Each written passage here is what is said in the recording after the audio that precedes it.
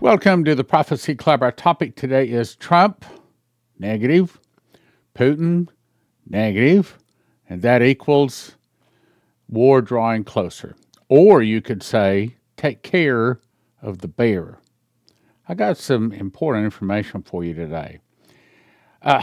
Also, we're getting close again in our account. Sorry to have to tell you. I did want to buy some crypto. I searched every place. At this point, I've just not been able to find the money to get some extra crypto. As a matter of fact, I'm trying to just keep us in the black. So if God's blessed you, can help Prophecy Club. Once again, now would be a good time. Okay, on to the topic. Covert intel. Russia will not comply. Now, this is what HowTurnerRadioShow.com says from his inside government sources, said that Russia's not going to comply. And I was going to agree with this before I even heard it. I don't think that Russia is going to cooperate with Trump. I think this is a very good analysis of what's really going on with Russia. Russia does not intend to comply with Donald Trump's ultimatum to end the war with Ukraine, which expires this Friday. And this is Wednesday I'm recording, so it's still got a couple of days. That ain't going to happen. According to intel sources, Vladimir Putin is confident in Russia's victory. Well, he should be. He's about one anyway. He thinks that Ukraine is going to fall in the next 2 or 3 months. I agree. And he also says he does not want to anger Trump, but Russia's military goals of kicking out the Nazis out of Ukraine, their neighbor, is more important than with improving relations with the West. The Kremlin is not sure that Trump will even fulfill his ultimatum, as he has threatened before, but then he took no action. Now, I know what you're going to say. Yeah, well, he said he's going to do something about Iran in 60 days, and in those 61 days they did something. Yeah, but he's also said a whole bunch of stuff with these tariffs, and then backed off or changed it. And Russia's seeing that as a weakness, okay? Putin's also concerned about the deterioration of relations with the U.S., but cannot afford to end the war just because Trump wants it. I think that's a real good analysis. Now watch. We'll show you the other side. First of all, this is what General Flynn says are his 10 rules to prevent nuclear war. America should not lie, break its word, ridicule, insult. Well, it shouldn't. America should not have to be told this. It should not do assassinations to support them, work for regime change, negotiate. If you follow the 10 Commandments, you follow all of these. But since America doesn't follow the 10 Commandments, they need this kind of advice. Okay, let's go on, though. So this is what Trump says. Now, Stanley, you calling Trump a liar? No, I think that it's negotiating. I think that he says what he thinks needs to be said if he's negotiating with another New Yorker, another American. But he's not. He's negotiating with a Russian, and their objective is to destroy America. They do not have the same heart, the same spirit. I mean, I play racquetball with a Russian. I love the guy, but it's not the same. It's just not the same spirit. So this is what Trump says as of today.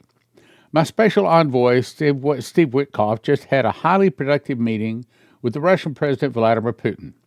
Great progress was made. Afterwards, I updated some of our European allies. Everyone agrees this war must come to a close. Well, we all agree with that, except Russia, of course, and Ukraine. And we work towards that in the days and weeks to come. Thank you for your attention to this matter. I don't think Trump is trying to lie. I think he's trying to negotiate. But this is the reason I don't think that's accurate. So, Hal Turner again says Witkoff did meet Putin, but he says, according to his intel sources, it went badly. This is his article. U.S. Special Envoy Steve Witkoff did meet with the Russian Vladimir Putin, and he says, I'm told the meeting lasted about 3 hours and went very badly. Witkoff has now departed the Kremlin. In other words, it's over. Only 3 hours. Flies for 2 or 3 days to get over there. The meeting lasts 3 hours.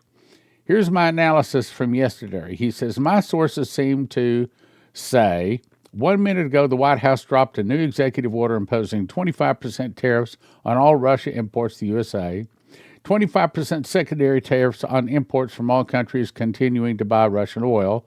That doesn't sound like it went well, does it? And I'm going to show you that in another article here in just a second. New tariffs issued under U.S. laws expands on prior orders addressing Russia's actions in Ukraine. It imposes this 25% tariff on Russian imports and countries importing the Russian oil effective August 27th. Now, I'd like to think that he could get it solved before August 27th, but I don't think so. I think that Russia wants to take over Ukraine to kick the Nazis out. And besides, there's a boatload of gold there. There's a bunch of wealth, and Russia wants it. And I think that there's nothing, including NATO, that's going to stop them. Now, let's go on.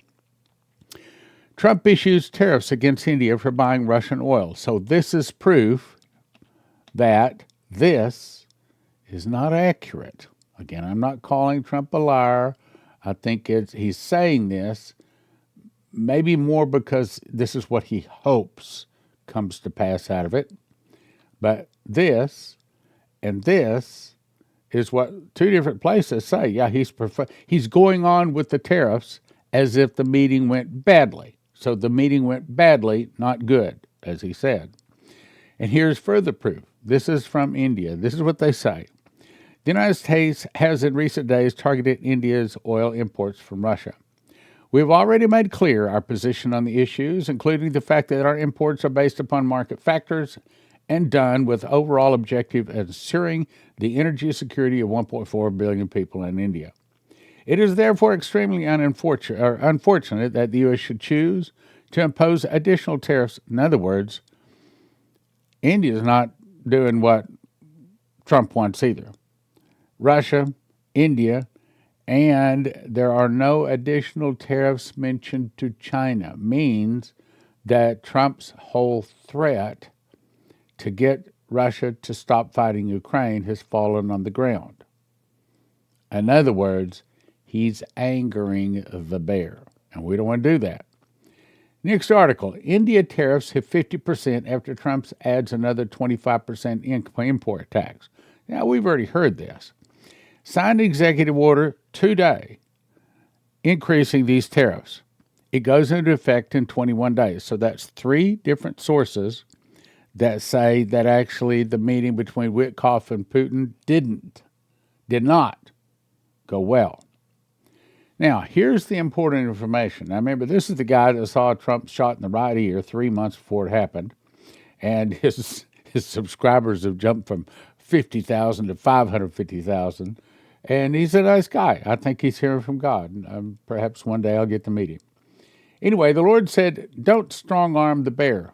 Let me read that again. This is July 31. Okay, this is only, a week old? The Lord told him, don't strong-arm the bear. This is before we knew whether the bear was going to be a problem. So he's hearing the same thing Michael Snyder heard. Don't make the Russian bear angry. And that's exactly what Trump is doing. I love Trump, but he's not God. He's not Jesus. He's not perfect. He's making a big mistake. Unfortunately, it just happens to be the mistake that's in line with Russia destroying America in 1 hour. Let's go on. So the Lord said, don't strong-arm the bear. President Trump, be cautious of how you handle the bear with care. Handle the bear with care. Remember that. Obviously, Trump is not listening to the prophets. I don't know who has given him spiritual advice, but that's one person he needs to fire.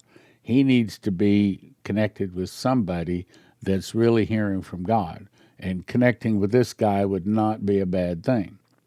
So he goes on to say, I saw an escalation of the war. And I saw key leaders in the EU wanting war. Well, actually, that is what they've been wanting.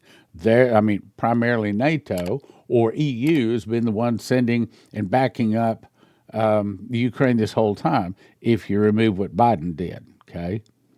An escalation because of money driving the economy. Okay, so he's saying that the EU wants the war because it makes them money. Oh, surely not. You don't want to kill people just for money.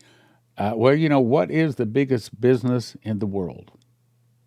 It's not religion, it's war. More countries have become wealthy, specifically the international bankers, because of war. War is the biggest business in the world, and the devil delights in killing those things that God loves so much, as in you and I. So, does this sound right on? Yep, that sounds right on. Let me read it again. Don't strong arm the bear. Handle the bear with care. Handle the bear with care. And I saw an escalation of war, and the EU is actually wanting a war. Well, why not? Their big brother, America, is going to step in, finance it, and it's going to be American blood spilled anyway. That's what they think. Okay, let's go on. Now, this doesn't have anything to do with the Russia-Ukraine, but it was part of the prophecy, and it's probably important we hear it. And I saw Canada's prime minister involved in this. I saw the bearer of oil trying to do oil. Now, I listened to him say this, and it didn't make sense. But the way he delivers a prophecy, I wish he would write them down and then read them and then post the written part of it down. But he doesn't. He just kind of, rambles, okay? Here's what God said, and he just jumps from here to there. Sometimes it's hard to get. But I believe what he's trying to say is this also has to do with oil, with Russia and the whole Russian oil. And, Canada and America are involved. I mean, oil is what runs the world right now. So I think that's what it's saying. So let me back up. I saw Canada's prime minister involved in this. Okay, this what? He's talking about Russia, Ukraine. And I saw the bearer of oil trying to do oil. Not exactly clear, okay? Trying to get a stability in the Canadian economy because the Canadian economy is in bad shape. That's what he said, okay? I think that perhaps Canada was buying oil from Russia. I don't know that. Probably get some emails on it now, but somehow he's saying that Canada and oil is connected to their economy. The Lord showed me, and then I saw Mount Fuji explode. And the Lord said it would be the equivalent of a major atomic blast, huge. It was a massive destructive event, and this happened, and I saw Japan's economy crumble, and it happened suddenly. The snow cap was completely decimated. That's how big this blast was. It was just leveled. It was of biblical proportions, and I saw Japan divided into two islands. I saw major tsunami waves coming inland. I saw major tsunami waves. I saw a major mile-wide volcano in the water outside of Oregon, about to go off. All of the coastline of Alaska was on fire from some kind of natural gas or something coming up out of the ground. I don't know what that happened. Everything was on fire from British Columbia all the way up into Alaska. The whole coastline was on fire, meaning volcanic, okay? Now, let me tie this back. I'm not going to read all of this, but if you look at the date, this is February 15th. God warned us. When I say warned us, God has warned America, if you don't pray, then these things are going to come harder and faster. We already know there are 6 chapters in the Bible that say that America will fall. For she said, saith in her heart, said a queen, I am no widow, and shall see no sorrow. Therefore shall her plagues come in one day, death, mourning, and famine, and she shall be utterly burned with fire. For strong is the Lord God who judgeth her. Now, in my opinion, I think when the bombs come down is when we go to the marriage supper of the Lamb. That's when the rapture takes place, which is about 4 months before Armageddon. And so what those bombs hit are those people that are not saved. Then, and of course, at that point, then there's great persecution arises, especially in America, but not just America, all around the world. there's a open season on Christians and really open season on everybody that does not take the mark of the beast. Once the Christians are gone, the last little bit of resistance to the devil is also gone, and there's mass killings. Matter of fact, hopefully my book, the Pentecost Rapture of the Bride is the name of it. Hopefully it'll be coming out here next month or so. It's in the final stages of editing now. Anyway, now I'm just going to read the main part here. Okay, so Yellow says, I had a dream which shook me greatly. And I believe that God spoke to him. I believe Michael's hearing from God. Donald Trump is an old school businessman from New York City.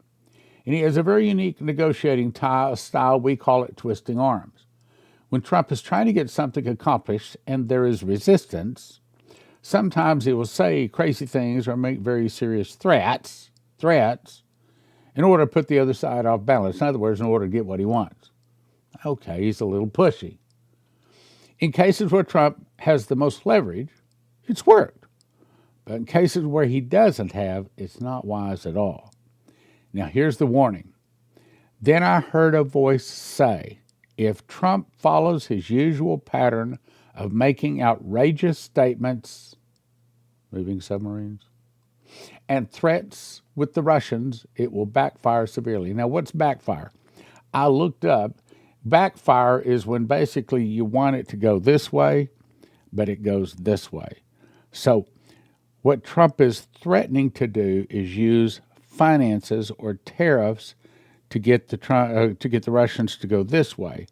But a backfire means that he threatens to hit Russia with finances, but Russia hits, or the whole situation hits America with the finances. You got that? In other words, Trump is saying, I'm going to hurt your economy if you don't stop this Ukraine war. But a backfire would mean Russia hurts our economy. It backfires. Well, Russia can't do that. Oh, wait a minute. Who is it that has started the BRICS currency?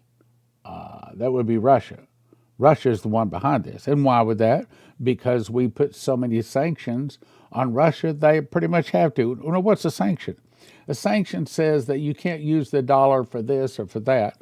And the world, especially the Biden machine, but they've been going on doing this for 20 years. They put on all of these sanctions so that they can control the other nations to the point to where the other nations say, look, we got to buy and sell. We got to trade.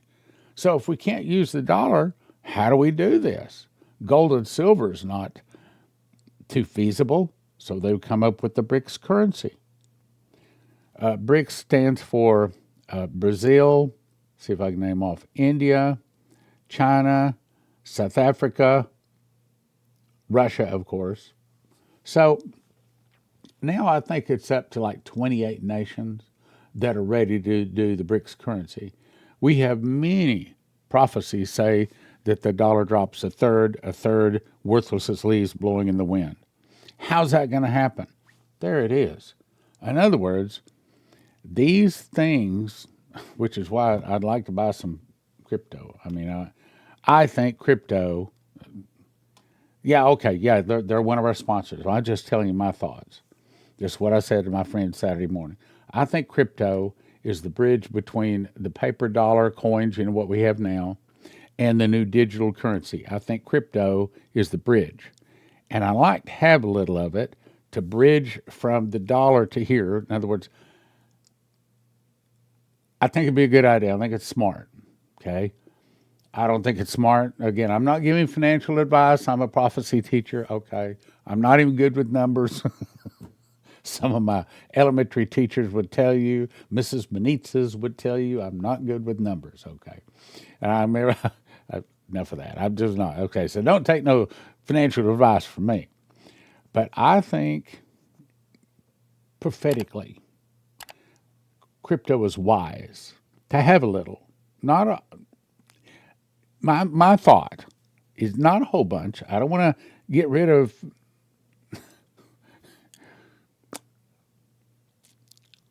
How do I say this? I don't want to get rid of my metals. I'll say it that way. They're for a rainy day.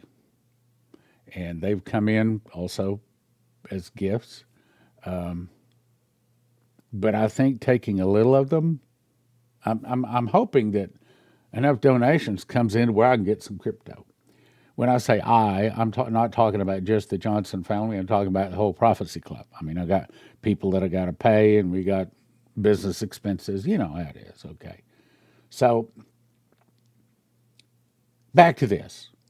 I think it's going to backfire severely. And now that Trump has done this, I think that unless something comes on the horizon the next few days, we're looking by the end of August, August 27th, when Trump starts hitting the Russians. At least I suspect, that by the end of August, sometime mid-September, we're going to see BRICS come out. When BRICS comes out and the nations really use it and it becomes like in the news, I just today, Hal Turner put out that there's somebody dumping a bunch of American treasury notes.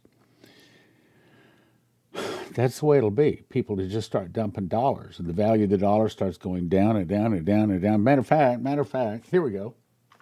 Okay, so we have dogs. These little pills here we're supposed to be giving our dogs. I think it was like $50 for 6 months of these. There's six of these little chewables. Keeps them from getting heartworms and all kinds of parasites.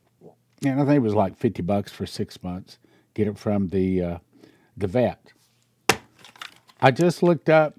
There's like $250 now. It's gone from $50 to $250. Why? Well, my guess is, I don't know, but my guess is we'll see a whole bunch of stuff going like that because prices are about to start going through the roof because we don't make hardly anything in America anymore. This is probably made in China or something like that. And not only are we having to pay tariffs, but a lot of places simply not bringing it in, and so they're raising prices. This should not cost $250. There's 6 little Chewies things in here you give your dogs. 6 of them, $250. So we aren't giving them to our dogs anymore. That's what we can't afford that. Okay.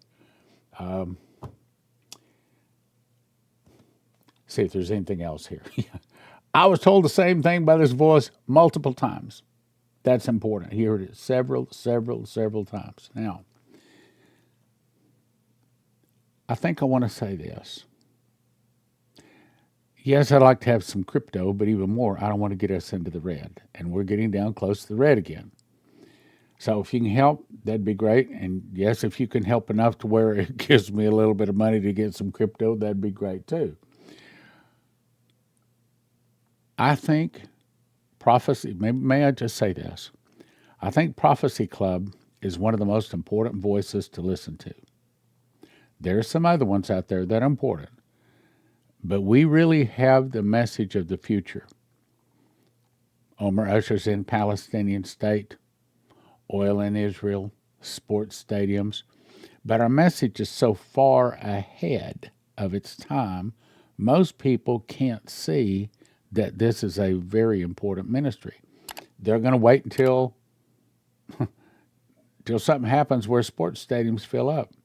They're going to wait until they start seeing amazing miracles like no one has ever seen before they start saying, you know what? That Prophecy Club, they've been telling us this stuff for a long time. They're right on. I just wouldn't believe it. Matter of fact, September 30th of 1994, we were in Colorado, just outside of Denver, a little town, I forget the name. And Kevin Fundervisthusen prophesied to me and Leslie, and this is part of what he said. There'll come a time when people will come and repent before you, saying, I did not see how God was in what you're doing, but now I see, and I will get behind you, and I will support you. He said, your greatest critics will become your biggest supporters. Because most people can't see that Prophecy Club is very important, carrying a very, very important message, but they just can't see it yet. They got to wait until something happens. Then they're going to, we've been, Fall of America start with an internal revolution. I've been carrying that for 32. No. 37 years? What is it? I don't know. Since 1987, whatever that is. Long time. That starts. Who else is saying the fall of America is going to start with an internal revolution? Who else do you hear that from? The answer is zero. How about Palestinian state? Who's saying there's going to be a Palestinian state? Zero. Who's saying the greatest miracles all the way back to Adam and Eve? Zero. Oh, there's people saying miracles, but are they saying it like us? So anyway, if you can help us, thanks. We could really use the help right now. If you want to be on the end of making money, gold and silver is preserving your money. If you want to be on the end of making money, then you might want to call prophecyclubcrypto.com, or actually go to it, or call that number at the bottom right corner. Ask them about crypto if you're in the position where you can make money. Hello, I'm Stan. And I'm Leslie Johnson. And we want to invite you to the PhD, the Prophecy, Healing, and Deliverance Conference. So I hope you'll come from September the 11th through the 14th. We have 6 seasoned ministers, 10 sessions, 2.5 days. I'm going to be speaking on Mark of the Beast, dangers of AI, and the new timing of the rapture. And I'm going to speak on how to get ahead spiritually, close those spiritual doors, and the role of the prophet. Lou and Sunhee Deliverance Ministries are going to be speaking on healing childhood experiences, what is eating at you, spirit of infirmity, and yes, they will be doing deliverances. Yes. And then Pastor Kate and Jonathan will be speaking on relationships. It's limited to 100 registrations, so go to prophecyclub.com, get signed up, or traintheprophets.com. We hope to see you there.